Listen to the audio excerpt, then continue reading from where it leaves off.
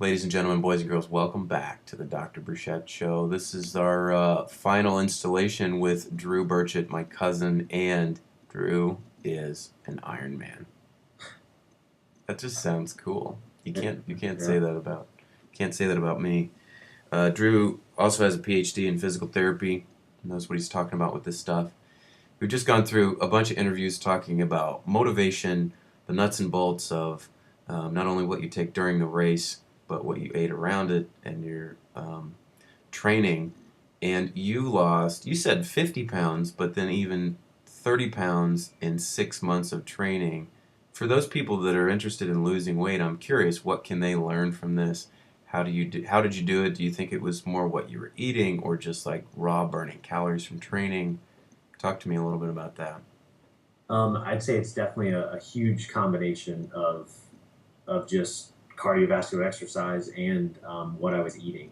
After I finally made that decision to look at what I was eating daily with that MyFitnessPal app, um, that was so. Prior to that, I lost about 20 pounds through multiple races, and I was still hovering around 230 pounds, which was not unhealthy by any means. My blood pressure is where it needs to be, but I just wanted to be lighter in general. So Yeah. changing my diet was key for that. What Um, changes did you make at that time? so I would my lunchtime meal is the one I really focus on keeping healthy, and something as simple as a high in protein, um, very low in fat, and something that makes me feel full, so I can get through the rest of my day. What kind of things were you eating before when you were heavier that at lunch, for example, that didn't? I focused on, I mean, I would go, I love Chipotle, so I'd go get Chipotle for lunch, which is, I would say, a healthy meal as long as you can control the amount of calories you're taking in. And then I would also, I'd go to a salad bar at the grocery store next to me and just get a salad from there. Um, but I, I really, love I love Chipotle too, and I can be honest, when I go there, there ain't no healthy meal about it. I'll get a chicken burrito, chips, and a Coke, and that's just if I'm walking in the door, I know what I'm doing.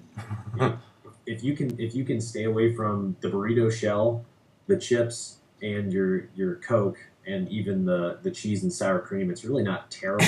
You just took away everything that I takes know, me to I know, that I know. place. Like, why am I going there if I'm just getting a bowl with lettuce and a couple pieces of chicken? Yeah.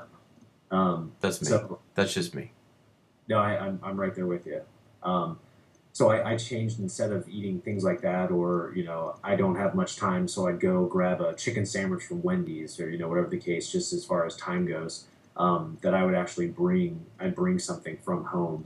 Um, and my favorite one to date, I just eat I just take a large chicken breast that's been baked or whatever the case, boiled. You can do whatever you want. Mm-hmm. And then I actually take about a half can of spicy black beans, organic black beans, Mm-hmm. mix that together and warm it up in the microwave and eat it. It's great. It's an That's easy, lunch. Bam. uh, so it's simple, easy, fast. And sometimes I don't have a lot of time for lunch because just the nature of my job. So I eat that really quickly and I can move on and So go. you've got your excellent protein, and then the thing I like about beans, fiber. A lot of Yeah. fiber. Yeah, and the spicy black beans, I get the organic spicy black beans. They've got this nice little tang to them as well when you're eating that, and it's not too terrible as far as the sodium level. So you went from the Chipotle lunch to chicken and beans, and that's one of the things that helped you lose some weight. What were some of the other things that you did? Um, really I would focus on so my balance of the nutrients. So increasing my protein count versus my carbohydrate and fat count. So if you count your calories, and when I started, I was just counting my calories. Okay, well, I've got a 300 calorie negative deficit for today because I did a run. Mm-hmm. So I'm 300 calories down, and we multiply that by, was it 3,500 calories per pound? So I should lose this much weight in this much time. Yeah. Um, the difference was I wasn't losing that weight, and the math made sense, but it didn't. I didn't lose the weight. Yeah, it didn't translate into weight loss Exactly. in your body.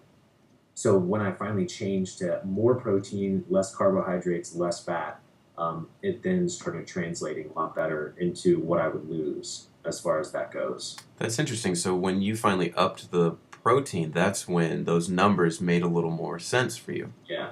Now, that's interesting. I haven't heard that before. Hmm. So, but still, I mean, operating in a calorie deficit is really how I did it.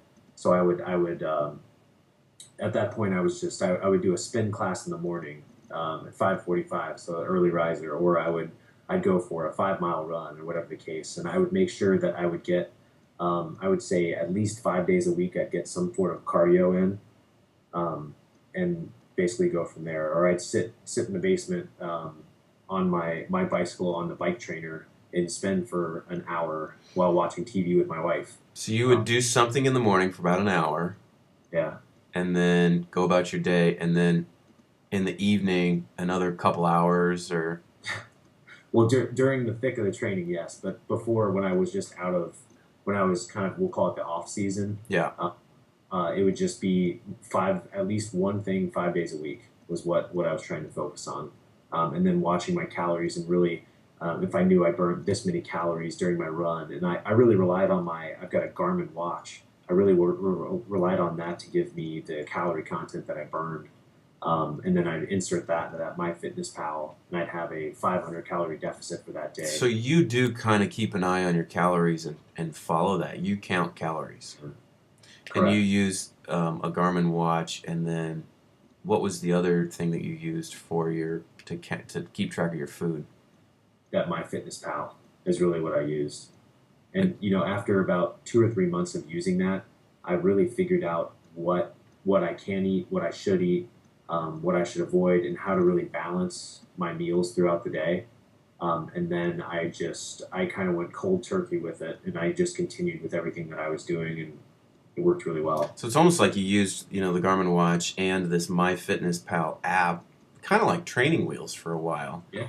After Yep. a couple months, you learned what you need to eat, how much it's gonna, and then you had this goal of this, negative balance, so you could lose some weight. And after a couple months, you could do it without it. Mm-hmm. That's interesting. It's interesting to kind of break down how you did it and all Mm-hmm. that. Do you feel like now with what you're eating, do you feel hungry? Do you feel like you're starving yourself? Do you feel pretty reasonable? I mean, I feel pretty, definitely reasonable, especially with that, my chicken and beans. Now you have to be a person that doesn't really, I mean, it's got great flavor, but if you can't eat the same thing every day, you might have to change it up. But, I'm full after I finish eating that. And I mean, it's got everything you need. I'm full. I go, when I get home, I eat dinner, and I go from there. I've never really felt really hungry except for when I'm in the really high peaks of my training when I was Yeah, doing 20 hours a week. And it's just hard to keep up. yeah. I had one of my roommates years ago was a professional triathlete, and he Really. was tall. He was like 6'5", 6'6", 190 pounds. The guy was just skinny, and he would eat 7,000 calories a day, and he could not put on a pound. Like, he could not eat Mm. enough to keep up with his training. He just Yeah. trained so much, burned so many calories, he just couldn't take in to put on any weight. Not that he wanted to, but Yeah. let me ask you this. So, where to from here? Are you content with your weight? You talked a little bit about what race is next. I think I still have a good, I would say, 15 pounds that I want to get down. Um, What's your goal?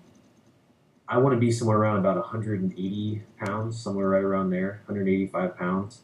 I'm not 6 feet tall. I'm 5'10" and a half. So I'm not extremely tall. So I think 200 pounds is a little heavy for me.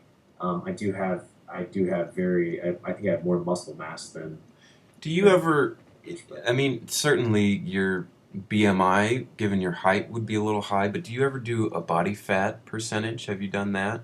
Just um, because, you were a lineman in college, you're going to have more muscle mass yeah, than a guy like me. BMI might not be the best If you look at my BMI, which I think is almost ridiculous, I think the day I did my Ironman, I think I was at a 30, Yeah.